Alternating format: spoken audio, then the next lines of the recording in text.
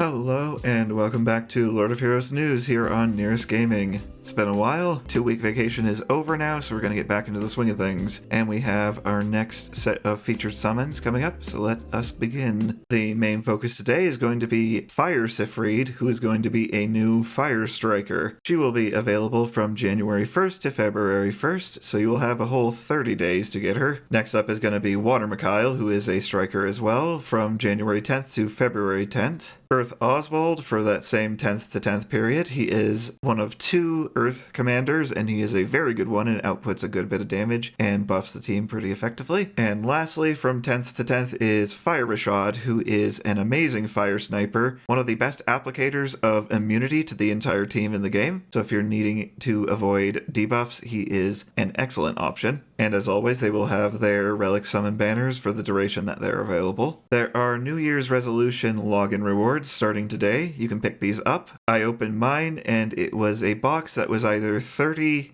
Elixirs of Insight or a random box of Elixirs of Insight. I ended up with the random box and got 35 instead. So it's either if you want a certain amount or if you want to gamble. There will be a Lunarbler hunt from January 10th to January 21st with the following rewards: crystals, gold, alchemy tickets, a few link stones, light and dark runes, and soul stones. Good things to get here. If you want a cheap temple, there will be an Awaiting the Eclipse package for $5 from the 1st of January to the 3rd of February, I would imagine, not December 3rd. We are not going back in time, and as always, they will have their alchemy banners for their duration as well. Short and simple one in that regard. Let us see how Syphfride herself looks. Fire Striker Syphfride will have the following level 1 and level 70 stats. Her health and defense are pretty dang good, and her attack is pretty dang good, and she has above average speed. Overall, great stats for a nice durable striker. Her 1 is very simple. Single target attack grants immunity for up to 2 turns. So with her, you won't even need to run Fire Rashad.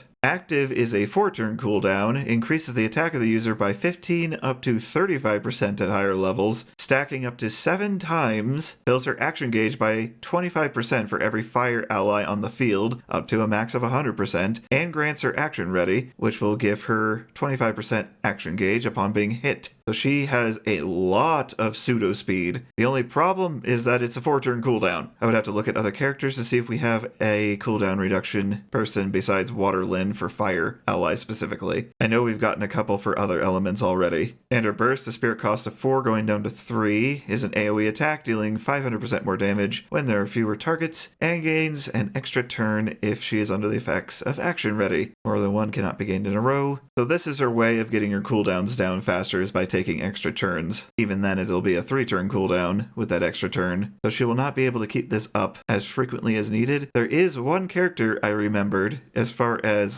Light Olivia is concerned, given she gets extra damage now based on having action ready on her burst. Water Zyra gives action ready to the team, so she is a very good support for Light Olivia and potentially Fire Syphfride if you have her. If I remember right, she was very limited in her acquisition though. Passives are going to be attack and damage against earth. Base Relic will increase crit rate. Refined Relic will give a 50 to 90% chance to inflict Wither for 2 turns. That is in ready supply these days, although a lot of it is from relics. And her Divine gives her a 30 to 100% chance to gain 1 spirit upon taking a turn, just for free. New effect that we have not seen on a relic before. That's a bit interesting in that regard. And it also increases her damage dealt against earth elemental enemies by 25 going up to 40%. I would obviously go with this one, given the other one is a very niche use if you're going up against things that have innate healing or can give regeneration. And that is going to do it for today for Lord of Heroes News. Comment below what you think about Fire Syphfride. Subscribe for more in the future, like if you liked, and I shall see you in the next one.